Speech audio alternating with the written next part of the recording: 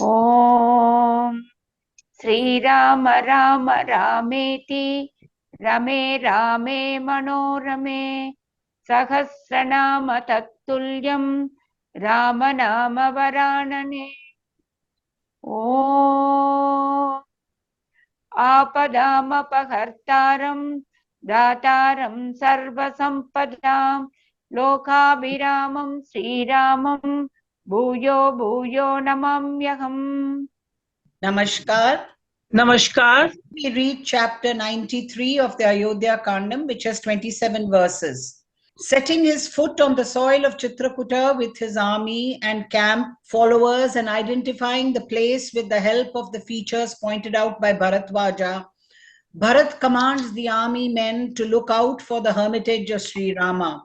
Pursuing their search, they perceive smoke at some distance and conclude the site to be the hermitage of Sri Rama. Bharata asks his army to halt and makes up his mind to walk with Vashishta and the others to that place. आज हम त्रिनवतितम सर्ग का पठन पाठन और श्रवण करेंगे। इसमें 27 श्लोक है। सेना सहित भरत की चित्रकूट यात्रा का वर्णन। तया महत्या यायिन्या द्वजिन्या वनवासिनः अर्दिता यूतपा मत्ताः सयूताः संप्रदद्रुः। यात्रा करने वाली उस विशाल वाहिनी से पीड़ित हो वनवासी यूथपति मतवाले हाथी आदि अपने यूथों के साथ भाग चले। Hard pressed by the huge moving army, the leaders of herds of wild elephants and so on in rut ran away helter-skelter along with their herds. वृक्षाः पुरुषतमुख्याश्च रुरवश्च समन्ततः दृश्यन्ते वनवाटेषु गिरिष्वपि नदीषु च। रीछ चितकबरे मृग तथा रुरु नामक वृग वन प्रदेश में पर्वतों में और नदियों के तट पर चारों ओर उस सेना से पीड़ित दिखाई देते थे। Bears, the leaders of spotted deer, as well as deer without spots, known by the name of rurus, were seen running everywhere on the tracks of the forest, on the mountains, as well as along the river banks. स सम्प्रतस्ते धर्मात्मा प्रीतो दशरथात्मजः वृतो महत्या नादिन्या सेनया चतुरंगया। महान कोलाहल करने वाली उस विशाल चतुरंगिनी सेना से घिरे हुए धर्मात्मा दशरथ नंदन भरत बड़ी प्रसन्नता के साथ यात्रा कर रहे थे।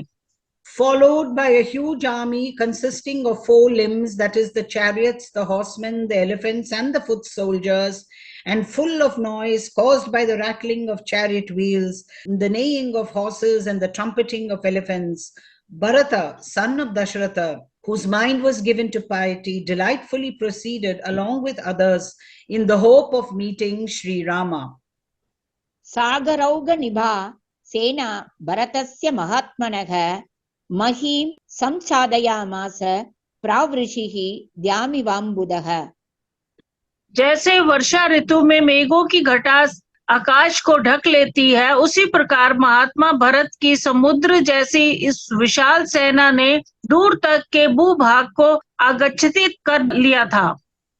The army of the high-souled Bharata, which resembled the high tide of an ocean, overran the land even as a cloud overspreads the sky during the monsoons. तुरगौघैरवतथा वारणैश्च महाबलैः अनलक्ष्या चिरं कालं तस्मिन् काले बभूवसा। घोड़ों के समूह तथा महाबली हाथियों से भरी हुई और दूर तक फैली हुई वह सेना उस समय बहुत देर तक दृष्टि में ही नहीं आती थी। Covered all over by hosts of horses and very mighty elephants, the ground at that time became invisible for a long period. स गत्वा दूरमध्वानं संपरिश्रान्तवाहनः उवाच वचनं श्रीमान् वसिष्ठं मंत्रिणां वरम्। दूर तक का रास्ता तय कर लेने पर जब भरत की सवारियां बहुत थक गई, तब श्रीमान भरत ने मंत्रियों में श्रेष्ठ वशिष्ठ जी से कहा, Having covered a long distance, the glorious Bharata, whose animals were now fully exhausted, submitted as follows to Vashishta, the foremost of his counselors. यादृशं लक्ष्यते रूपं यथा चैव मया श्रुतं व्यक्तं प्राप्ताः स्म तं देशं भरद्वाजो यमब्रवीत्। ब्राह्मण, मैंने जैसे सुन रखा था और जैसे उस देश का स्वरूप दिखाई देता है, इससे स्पष्ट जान पड़ता है कि भारद्वाज जी ने जहां पहुंचाने का आदेश दिया था उस देश में हम लोग आ पहुंचे। From the topography of this region, as it is observed by us, as well as from what has been heard by me upon it, it is clear that we have reached that area of which sage Bharadwaja spoke to us about. अयं गिरिः चित्रकूटः तथा मन्दाकिनी नदी एतत् प्रकाशते दूरान् नीलमेघनिभं वनम्। जान पड़ता है यही चित्रकूट पर्वत है तथा वह मंदाकिनी नदी बह रही है। यह पर्वत के आसपास का वन दूर से नील मेघ के समान प्रकाशित हो रहा है। Here is the Chitrakuta hill and there is the river Mandakini. And here comes into view the forest looking like a blue cloud from a distance. गिरेः सानूनि रम्यानि चित्रकूटस्य सम्प्रति वारणैः अवमृद्यन्ते मामकैः पर्वतोपमैः। इस समय मेरे पर्वतकार हाथी चित्रकूट के रमणीय शिखरों का अवमर्दन कर रहे हैं। The lovely peaks of the Chitrakuta mountain are being trampled at present by my elephants, resembling so many hills. मुञ्चन्ति कुसुमान् एते नगाः पर्वतसानुषु नीला इव अतपापाये तोयं तोयधरा गणाः। ये वृक्ष पर्वत शिखरों पर उसी प्रकार फूलों की वर्षा कर रहे हैं जैसे वर्षा काल में नील जलधर मेघ उन पर जल की वृष्टि करते हैं।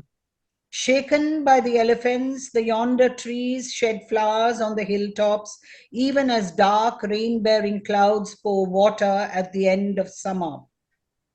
किन्नराचरितं देशं पश्य शत्रुघ्न पर्वते हयैः समन्ताधाकीर्णं मकरैरिव सागरम्। इसके बाद भरत शत्रुघ्न से कहने लगे, शत्रुघ्न देखो, इस पर्वत की उपत्य कार्य काम में जो देश जहां पर किन्नर विचरा करते हैं, वही प्रदेश हमारी सेना के घोड़े से व्याप्त होकर मगरों से भरे हुए समुद्र के समान प्रतीत होता है। Turning to Shatrughna, Bharata continued, Behold, O Shatrughna, the region on the upper part of the mountain, frequented till now by Kinnaras, now overrun on all sides by horses, even as the sea is infested by alligators. एते मृगगणा भान्ति शीघ्रवेगाः प्रचोदिताः वायुप्रविद्धाः शरदि मेघजाला इवाम्बरे। सैनिकों के खदेड़े हुए ये मृगों के झुंड तीव्र वेग से भागते हुए वैसे ही शोभा पा रहे हैं जैसे शरद काल के आकाश में हवा से उड़ाए गए बादलों के समूह सुशोभित होते हैं। Running with quick speed as urged forward by the troops, these herds of deer look charming like masses of clouds sailing in the sky when driven by the wind in autumn. कुर्वन्ति कुसुमा पीडान् शिरस्सु सुरभिनमी मेघप्रकाशैः फलकैः दाक्षिणात्या नरा यथा। ये सैनिक अथवा वृक्ष मेघ के समान कांति वाले ढालों से उपलक्षित होने वाले दक्षिण भारतीय मनुष्य के समान अपने मस्तक को अथवा शाखाओं पर सुगंधित पुष्प गच्छमय आभूषणों का धारण करते हैं। Like men of the south, these troops, distinguished by shields resembling clouds in hue of wear fragrant flower ornaments on their heads. निष्कूजमिव भूत्वेदं वनं घोरप्रदर्शनम् अयोध्येव जनाकीर्णा सम्प्रति प्रतिभाति में। ये वन जो पहले जनरव शून्य होने के कारण अत्यंत भयंकर दिखाई देता था, वहीं इस समय हमारे साथ आए हुए लोगों से व्याप्त होने के कारण मुझे अयोध्यापुरी के समान प्रतीत होता है। Getting crowded with men, these forests, which were noiseless and wore a terrifying look till now appear to me like Ayodhya.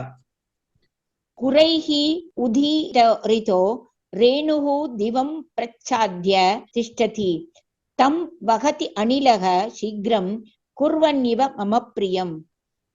घोड़ों की टापों से उड़ी हुई धूल आकाश को आच्छादित करते स्थित होती है, परंतु उसे हवा मेरा प्रिय करती हुई सी शीघ्र ही अन्यंत्र उड़ा ले जाती है। The dust raised by the hooves of the horses and other animals hangs over the sky. The wind blows it away quickly as though doing a kindly act to me by making the landscape visible to me. चन्दनाः तुरगोपेतान् सूतमुक्कैः अधिष्ठितान् एतान् संपततः शीघ्रं पश्य शत्रुघ्न कानने। शत्रुघ्न देखो, इस one में घोड़े से जुते हुए और श्रेष्ठ सारथियों द्वारा संचालित हुए ये रथ कितनी शीघ्रता से आगे बढ़ रहे हैं। Behold these chariots drawn by horses and controlled by the best of charioteers advancing rapidly through the forest, eager as their occupants are to Sri Rama, O Shatrughna. एतान् वित्रासितान् पश्य बर्हिणः प्रियदर्शनान् एवम् आपततः शैलमदिवासं पतत्रिणः। जो देखने में बड़े प्यारे लगते हैं उन मोरों को तो देखो, ये हमारे सैनिकों के भय से कितने डरे हुए हैं। इसी प्रकार अपने आवास स्थान पर्वत की ओर उड़ते हुए अन्य पक्षियों पर भी दृष्टिपात करो। Behold these peacocks, which are so delightful to look at and are greatly frightened by the sight of the army, hastening thus towards the mountain, the abode of the bird. अतिमात्रमयं देशो मनोज्ञः प्रतिभाति मे तापसानां निवासोऽयं व्यक्तं स्वर्गपथो अनघ। निष्पाप शत्रुघ्न, ये देश मुझे बड़ा ही मनोहर प्रतीत होता है। तपस्वी जनों का ये निवास स्थान वास्तव में स्वर्गीय पथ है। This region appears most enchanting to me. This home of ascetics is clearly a road to heaven, O sinless one. मृगा मृगीभिः सहिता बहवः पृषता वने मनोज्ञ रूपा लक्ष्यन्ते कुसुमैरिव चित्रिताः। इस वन में मृगियों के साथ विचरने वाले बहुत से चितकबरे मृग ऐसे मनोहर दिखाई देते हैं मानो इन्हें फूलों से चित्रित सुसज्जित किया गया हो।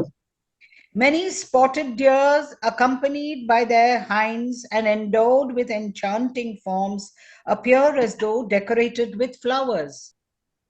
साधु सैन्याः प्रतिष्ठन्तां विचिन्वन्तु च काननं यथा तौ पुरुषव्याघ्रौ दृश्येते रामलक्ष्मणौ। मेरे सैनिक यथोचित रूप से आगे बढ़े और वन में सब और खोजे, जिससे उन दोनों पुरुष सिंह श्री राम और लक्ष्मण का पता लग जाए। Let troops go forward in an unobtrusive manner and examine the forest, so that those two tigers among men, Sri Rama and Lakshmana, may be found out. भरतस्य वचः श्रुत्वा पुरुषाः शस्त्रपाणयः विविशुः तद्वनं शूरा धूमाग्रं ददृशुः ततः।